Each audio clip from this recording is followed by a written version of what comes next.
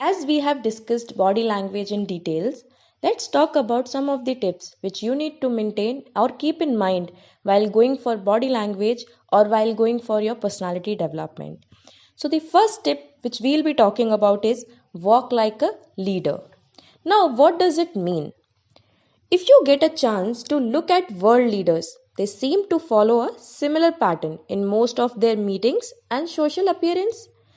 They are taking big steps. Big steps are a sign of strength in leadership, whereas small steps are usually weak.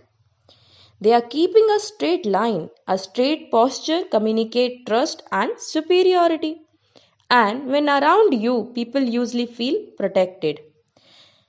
They are never looked down. Looking down while you work or when you walk is a sign of insecurity, and when you move, most people lose faith in your ability if you do not have a good straight look.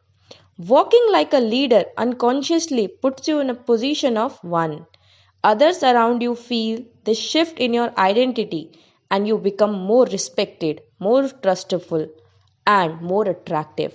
यानी कि if we talk about walk like a leader, तो इसमें यह बोला गया है कि कभी भी आपको अपने कॉन्फिडेंस को लो नहीं रखना है.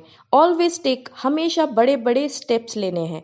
हमेशा अपना सर और अपने पॉस्चर और अपने बॉडी के पॉस्चर को स्ट्रेट रखना है. कभी भी नीचे देखकर नहीं चलना है. बिकॉज जब आप ये सारी चीज़ें फॉलो करते हैं तो लोग आपको वीक, टिमिड मानते हैं.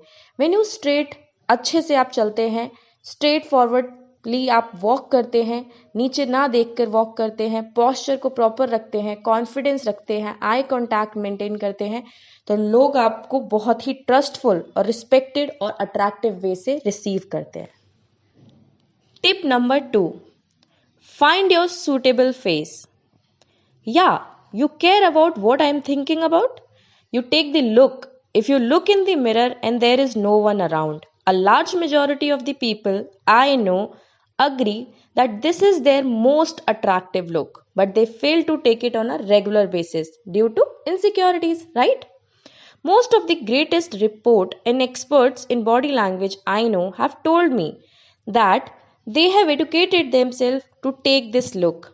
They tried to find their suitable face each time they looked at themselves in the mirror. We would then take a virtual image of it and try to make it an integral part of their identity. They were consistent and conscious of it and faced their competitive advantage by making their suitable profile. When we say that find your suitable face, इसका मतलब है कि आप अपने आप को एक बार mirror में देखिए और एक स्माइल के साथ अपने फेस को देखिए विच आपको पसंद आ रहा है, जो फेस आपको बहुत पसंद आ रहा है. अब ट्राई करिए कि आप वो फेस रेगुलरली यूज़ करने लगे. कभी आपने इमेजिन किया है कि जब आपकी फ़ोटोज़ क्लिक होती है, जब आप पिक्चर्स क्लिक कराते हैं, तो आप बहुत ही प्यारा सा face with a smile pose करते हैं और वो पिक्चर्स बहुत अच्छी आती है, वो सबको अच्छी लगती है, सब अप्रिशिएट करते हैं. सो वाई नॉट यू ट्राई कि आप यही फेस अपनी लाइफ में हमेशा अपनाएं, सो दैट जब भी आप किसी से मिलें तो एक पॉजिटिव वाइब्स पहुंचे उनके पास और वो आपको अप्रिशिएट करें, उनको आपका फेस और फेशियल एक्सप्रेशन बहुत पसंद आए. ये आपकी रेगुलर प्रैक्टिस बन गया, then you will never have a sad face. और ऐसा फेस नहीं होगा जिसको देख के लोगों को लगे ओ ही इज सैड और शी इज सैड, हमेशा ऐसे ही फेस बनाए रखती है या रखता है. So make a face which is smiling, which is positive in nature. जैसे ही लोग देखें तो उनको बहुत ही अच्छा लगे और वो आपको उस फेस के लिए अप्रिशिएट करें कि wow you have a very smiling face. Tip number 3, eliminate micro expressions. What does it mean? There may be very confounding micro expressions. Experts reveal micro expressions that can betray your intentions in a fraction of a second and even ruin your face. We claim that maintaining a calm, rock solid face while you talk is the best way to eliminate them. They propose an exercise with a mirror again to accomplish this.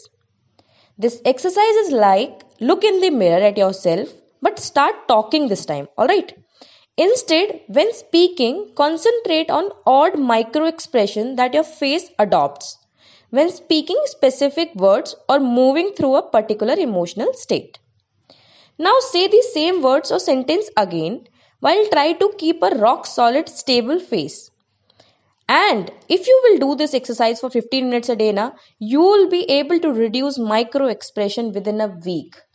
So when we are talking about eliminate micro expression, that means हम unconsciously mind से कभी कभी ना चाहते हुए भी ऐसे expression दे देते हैं फेस पे जो कि अच्छे नहीं होते, सामने वाले पर्सन के लिए भी और हमारी ओवरऑल इमेज के लिए भी अच्छे नहीं होते. हमें रियलाइज नहीं होता है that we have such type of expressions. So इसके लिए एक छोटी सी एक्सरसाइज है कि आप अपने आप को मिरर में देखिए एंड इस बार आपको सिर्फ मिरर में देख के स्माइल नहीं करना, बात करना शुरू करिए किसी टॉपिक पे. फिर आपको अपने एक्सप्रेशन दिखेंगे और जो एक्सप्रेशन आपको लगता है कि दे आर नॉट गुड उनको एलिमिनेट कर दीजिए और अपने फेस को रॉक सॉलिड स्टेबल रखने की कोशिश कीजिए और फिर बात करिए. इसको रोज रिपीट करिए एंड 15 to 20 टाइम्स अगर आप ये डेली रिपीट कर लेंगे तो आपका जो एक पब्लिक स्पीकिंग के टाइम पे फेस होगा वो एकदम रॉक सॉलिड होगा, स्टेबल होगा और आप माइक्रो एक्सप्रेशंस को एलिमिनेट कर पाएंगे which is very much necessary in our body language. Tip number 4, talk with a deeper voice. So a deep voice is one of the most powerful attribute of a male or female.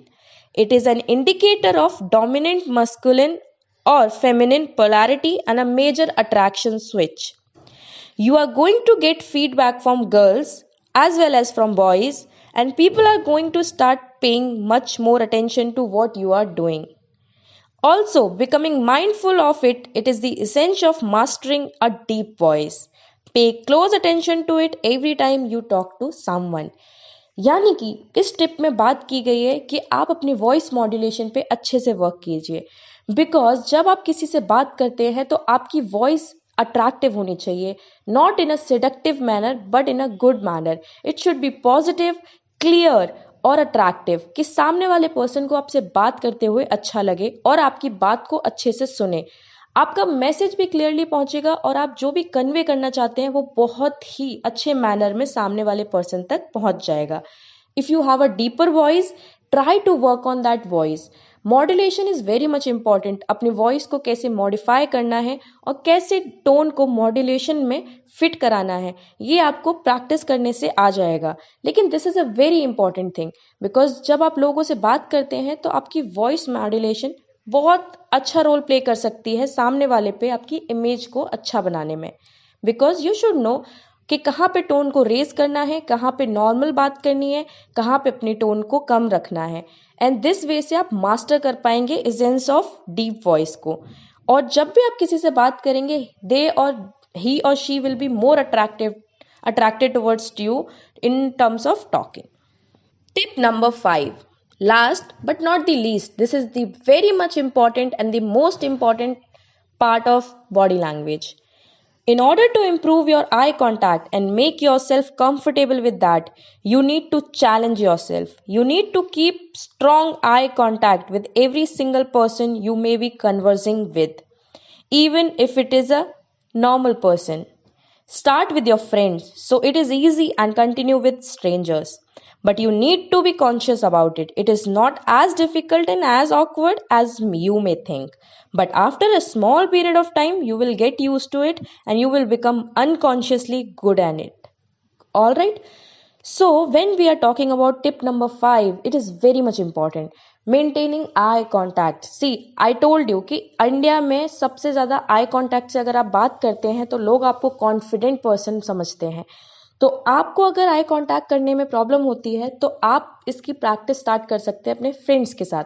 सबसे पहले अपने friend से बात करिए eye contact maintain करके, फिर stranger से भी बात करना शुरू करिए. जब आप इसको प्रैक्टिस में लाने लगेंगे तो ये आपकी एक हैबिट बन जाएगी और फिर आप जब भी किसी से बात करेंगे तो आई कांटेक्ट मेंटेन करके ही बात करेंगे. अगर आप किसी की आंखों में देखकर बात नहीं करते हैं, इधर उधर देखकर बात करते हैं, तो सामने वाला पर्सन समझता है कि आपको उस पर्टिकुलर टॉपिक पे नॉलेज नहीं है, आप बहुत ही अंडर कॉन्फिडेंट हैं and you are not sure about what to speak and what not to speak. So आपकी क्लियर पर्सनालिटी यहाँ पे रूइन हो सकती है अगर आप आई कॉन्टैक्ट में वीक हैं. So try to improve your eye contact by talking to your near and dear ones. उनसे आई कॉन्टैक्ट करके बात करिए और धीरे धीरे स्ट्रेंजर से भी बात करना स्टार्ट कीजिए. इससे जब आप पब्लिकली या फिर फॉर्मल या इनफॉर्मल वे में लोगों से इंटरैक्ट करेंगे तो आप आई कांटेक्ट अच्छे से कर पाएंगे एंड आपकी बॉडी लैंग्वेज में भी इम्प्रूवमेंट आएगा, सामने वाला पर्सन भी आपको बहुत ही कॉन्फिडेंट समझेगा। Let's talk about importance of body language. Adopting positive body language can also help when you are speaking in public. For example, you will look more confident if you keep your shoulders back and maintain an upright but relaxed posture, keeping your weight evenly distributed, with one foot slightly in front of the other. Hand movements can also help in this case. For example, spreading your hands apart in front of you with your palms facing slightly towards your audience can indicate a willingness to communicate and share ideas. At the same time, it is important to maintain control. Too much hand movement can distract from what are you saying. So, जब हम importance की बात करते हैं कि body language की क्या importance है हमारी लाइफ में, तो बॉडी लैंग्वेज बहुत ही इम्पोर्टेंट रोल प्ले करता है if you are communicating with someone. चाहे आप किसी से बात कर रहे हैं या फिर आप पब्लिक में हैं, पब्लिक स्पीकिंग कर रहे हैं, तब आपकी बॉडी लैंग्वेज बहुत हेल्प करती है बिकॉज वो आप में एक अलग सा कॉन्फिडेंस शो करती है जिसमें आपकी body language, let's suppose you want to, अगर आप दिखाना चाहते हैं अपनी ऑडियंस को कि आप कॉन्फिडेंट है, तो आप अपने शोल्डर्स को थोड़ा रिलैक्स रखिए बैक में, एक अपराइट पॉस्चर मेंटेन करिए और अपने वेट को इवनली दोनों पैरों में डिस्ट्रीब्यूट करिए, जिससे आप क्या लगेगा ऑडियंस को that you are very much confident. अब सेम चीज़ हैंड मूवमेंट्स के साथ भी होती है। अगर आप अपने हैंड्स को अपने सामने फैलाते हैं और अपनी पाम को फेस कराते हैं ऑडियंस की तरफ, तो आप इंडिकेट करा रहे हैं उन्हें कि आप उनसे बात करने में और आइडियाज शेयर करने में इंटरेस्टेड हैं, लेकिन ज़्यादा नहीं, क्योंकि हर चीज़ मॉडरेशन में अच्छी होती है। अगर आप ज़्यादा हैंड मूवमेंट्स का यूज़ करेंगे तो वो ऑडियंस को डिस्ट्रैक्ट भी कर सकता है। So your body posture, your hand movement, your leg movement, your eye contact, everything plays an important role while you are communicating to other person. Because अगर आप कुछ बोल रहे हैं और आपकी बॉडी लैंग्वेज उस बात को सपोर्ट नहीं करेगी तो आपका मैसेज मिसकन्वे भी हो सकता है। So a body language plays an important role while you are communicating to the audience. Maybe it is a larger audience or to a single person, but it plays a significant role in everybody's life. If you really like this video, kindly like, share and subscribe, and don't forget to press the bell icon